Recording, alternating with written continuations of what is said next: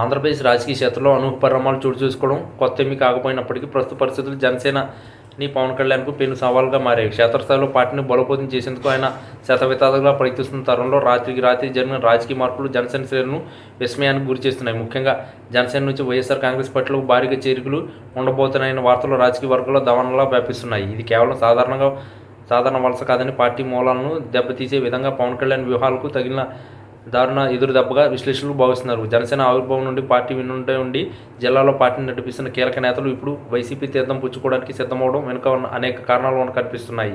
కూటమి రాజకీయం మరియు సీట్ల సర్దుబాటు విషయంలో నెలకొన్న అసంతృప్తి ఈ వలసలకు ప్రధాన కారణమని తెలుస్తుంది. ఆశించిన స్థాయిలో సీట్లు దక్కకపోవడం మరియు పొత్తుల వల్ల తమ రాజకీయ భవిష్యత్తు ప్రశ్నార్థకంగా మారుతుందని భావిస్తున్న నేతలు వైసీపీ వైపు మొగ్గు చూపుతున్నారు.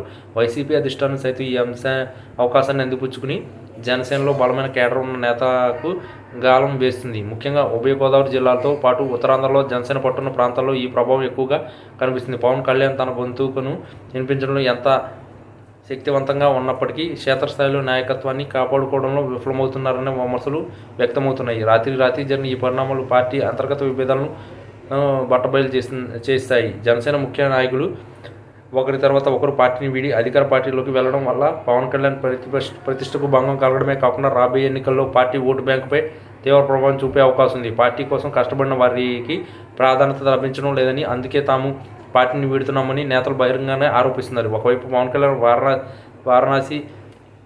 వారాణసి యాత్రలో ప్రజల్లోని వెళ్తుంటే మరోవైపు పార్టీలోని ముఖ్య నాయకులు చేరుకుపోవడం ఆయనను రక్షణలో పడేస్తుంది.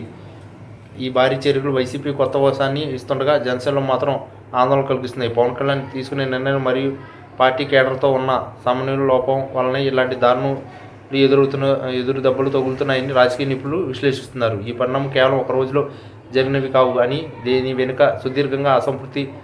సుదీర్ఘకాలంగా అసంతృప్తి నివురుగా గప్పిన నిప్పులా ఉందని రాజకీయ పరిశీలకులు అంటున్నారు. ఇప్పుడు ఆ అసంతృప్తి ఒక్కసారిగా పెళ్లు బీకి భారీ వలసలకు దారితీసింది. పవన్ కళ్యాణ్ ఈ పరిస్థితిని ఎలా అధిగమిస్తారు మరియు తన పార్టీ నుండి వెళ్తున్న నేతలను ఆపి కేడర్లో భరోసా ఎలా నింపుతారు అన్నది ఇప్పుడు పెద్ద ప్రశ్నగా మారింది. ప్రస్తుతానికి ఈ వలసలు పర్వం జనసేన కోలుకోలేని విధంగా దెబ్బతీసే అవకాశాలు కనిపిస్తుంది. రాజకీయం అంటే కేవలం సిద్ధాంతాలు మాత్రమే కాదు, నాయకత్వాన్ని కాపాడుకోవడం కూడా అని పవన్ కళ్యాణ్కు ఈ పరిణామాలు గట్టి పాఠాన్ని నేర్పుతున్నాయి. రాబోయే రోజుల్లో ఈ ప్రభావం రాష్ట్ర రాజకీయాల్లో ఎట్లాంటి మలుపులు తిరుగుతుందో వేచి చూడాలి. ఈ అనూహ్య పరిణామం పవన్ కళ్యాణ్ రాజకీయ ప్రయాణంలో అత్యంత క్లిష్టమైన సమయంగా నిలిచిపోనుంది.